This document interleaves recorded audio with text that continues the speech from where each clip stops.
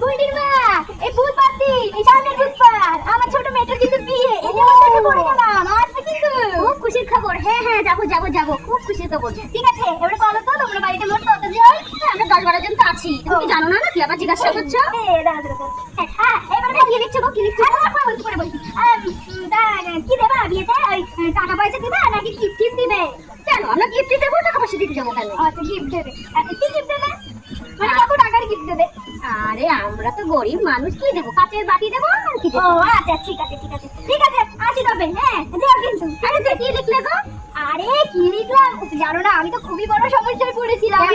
আরে বড় মেয়েদের বেলায় যখন বিয়েটা দিলাম, হ্যাঁ হ্যাঁ হ্যাঁ, আমরা তো গেছিলাম। হ্যাঁ, খাসির মাংস করেছিলাম। হ্যাঁ, খুব খেয়েছি খাসি মাংস, পেট ভরে। এটাই তো, এটাই এবারে তাওয়া দিয়েছি। কেন গো গদার মা? আর বলো না, 500 টাকা দিয়েও খাসির মাংস ভর পেট খেয়েছে, 150 টাকার গিফট দিয়েও খাসির মাংস পেট ভরে খেয়েছে। এইবার এগুলো বন্ধ করেছি। যারা 150 টাকার গিফট দেবে তাদেরকে ডাল ভাত, কোনো চাটনি না, পায়েস না, আইসক্রিম না, দই না, কিচ্ছু না। আর জলটা তো ফ্রি।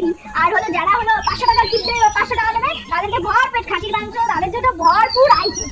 এই করেছি, বুঝেছো? এই হলো ব্যাপার। হ্যাঁ হ্যাঁ, এই যে বুধবারে এসে কিন্তু। হ্যাঁ, যাও যাও, ব্যাংক যাচ্ছি। তোমার বড় মেয়ের বিয়ে তো 150 টাকা দিয়ে পেট ভরে খাসি মাংস খেয়েছে, এইবারও 150 টাকা দিয়ে ভরে খাসি মাংস খেয়েছে। তুমি কি বুঝবে নাকি 150 টাকা না 500 টাকা? ওই 150 টাকা পাতে পেছনে না 500 টাকা স্লিপ লাগিয়ে দেবে, বুঝতেই পারবে না। আমিও হচ্ছে ফকরিয়া খাওয়ার মানুষ, 500 টাকা গিফট দিয়ে ওই 150 টাকা কাঠের বাটিই পাবা তুমি। কি করে কি করে কি করে डिप्रेशन। मैं डिप्रेशन में रहता हूँ हमेशा, अब भी मैं डिप्रेशन में हूँ, माँ का सब। কি করে मैं डिप्रेशन में रहता हूँ हमेशा, सिर में दर्द रहता हूँ। কি করে কি করে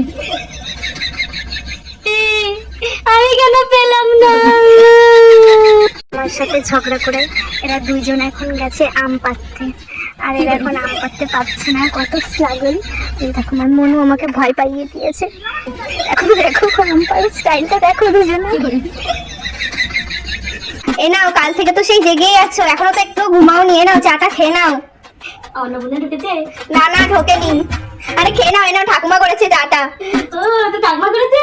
হ্যাঁ, করবেই তো, ওটা তো ঢুকে গেছে, তাই এতই আনন্দে যাচ্ছে, আমাকে চা খাওয়াচ্ছে। খেয়ে নাও খেয়ে নাও খেয়ে নাও। এই যাবি না তো বাইক চলে যাবো, চা নে খাও না। ম্যাডাম আসবো? বাবা বাবা, এলেন উনি এলেন। দেবী প্রণাম, কতদিন পর আপনার সাথে দেখা। আসুন আসুন আসুন, এরা তো আমার ভক্ত আর আপনি তো আমার দেবী। বসুন বসুন।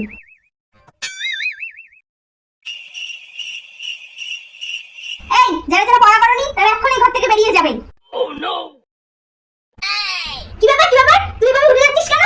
তুমি তো বললে যারা যারা পড়া করনি তারা চলে যেতে, তাই আমি চলে যাচ্ছি। দাঁড়া তো দাঁড়া তো, বস এখানে বস। কমেন্ট করছিস তুই, আমার সাথে কমেন্ট করছিস? এত ভালো নাটক যদি ভিডিওতে করতে ভিডিও বস। ও ম্যাডাম, কি গরম পড়েছে, একটা আইসক্রিম তো খাওয়াতে পারো তুমি। আইসক্রিম খাবি? তোর লজ্জা লাগে না? তুই 6 মাস ধরে মাইনা দিস না, আর তুই আইসক্রিম খাওয়ার জন্য তোর জিভ লকলক করছে। আমি মাইনা দিই না, ঠিক আছে, ওরা তো মাইনা দেয়, ওদের পয়সা দিয়ে তো তুমি একটা করে আইসক্রিম খাওয়াতে পারো। ওরা মাইনা দিয়েছে, ওদেরকে খাওয়াবো, তোকে কেন খাওয়াবো? তুই হাত করে শুধু দেখবি। কি করে? ঠিক আছে, তারপরটা কর, এবার ফোন করে। হ্যালো, হ্যাঁ আমি বুলবুলির মা বলছি। ও কি পড়তে গেছে? হ্যাঁ হ্যাঁ, বুলবুলি, হ্যাঁ ও এসছে তো, পড়তে এসছে তো। ছোটবেলার জায়গা পাও না, বুলবুলি ঘরে ঘুমাচ্ছে, তুমিও শেষে সিংহ বাছুর দলে ঢুকে।